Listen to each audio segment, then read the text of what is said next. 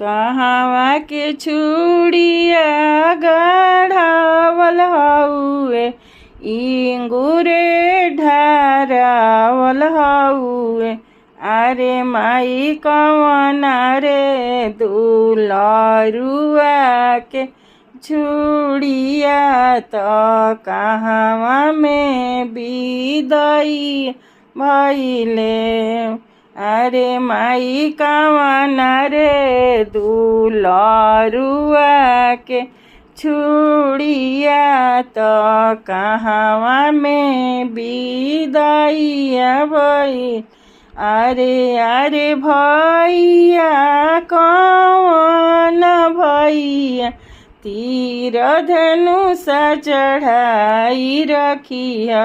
अरे भैया अवैती बाड़े बह